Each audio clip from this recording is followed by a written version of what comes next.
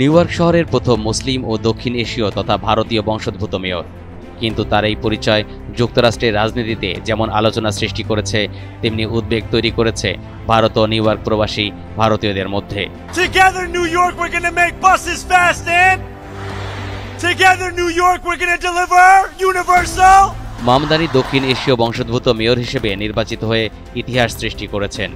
বিজয় ভাষণের বক্তৃতায় তিনি আধুনিক ভারতের অন্যতম প্রতিষ্ঠাতা জওহরলাল নেহরুকে উদ্ধৃত করেছেন, এমনকি বলিউডের জমজমাটে একটি গানের তালে তালে মঞ্চ থেকে বিদায় নিয়েছেন।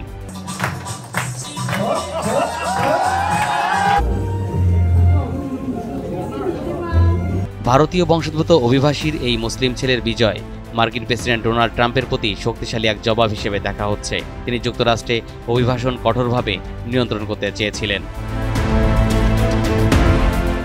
যুক্তরাষ্ট্রের বৃহত্তম শহর ও অর্থনৈতিক রাজধানী হিসেবে নিউ ইয়র্কের যে কোনো মেয়র বিশ্বমঞ্চে গুরুত্বপূর্ণ ভূমিকা পান, আর জোহরানের ক্ষেত্রে সে ভূমিকা হয়তো কয়েক হাজার মাইল দূরের একটি সরকারের সঙ্গে সংঘাতেও জড়াতে পারে। ভারতের প্রধানমন্ত্রী মোদি এবং ক্ষমতাসীন ভারতীয় জনতা পার্টির একজন কড়া সমালোচক জোহরান, যিনি বিজেপির নাগরিকত্ব সংশোধন আইনের সমালোচনা করেছেন। এছাড়া তিনি মুসলিম সংখ্যাগরিষ্ঠ জম্মু ও কাশ্মীর অঞ্চলের বিশেষ মর্যাদা বাতিল সংক্রান্ত সংবিধানের ৩৭০ ধারা বাতিলের মোদি সরকারের সিদ্ধান্তের কড়া সমালোচনা করেন। মোদির বিতর্কিত ভূমিকা নিয়ে জোহরান ভারতীয় প্রধানমন্ত্রীকে যুদ্ধাপরাধী বলেও অভিহিত করেছেন।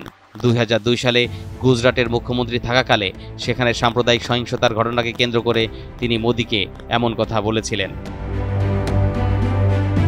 ট্রাম্পের সাথে মোদির সম্পর্ক ভালো যাচ্ছে না।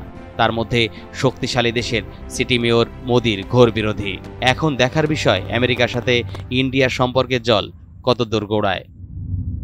তরিকুল ইসলাম, NTV অনলাইন।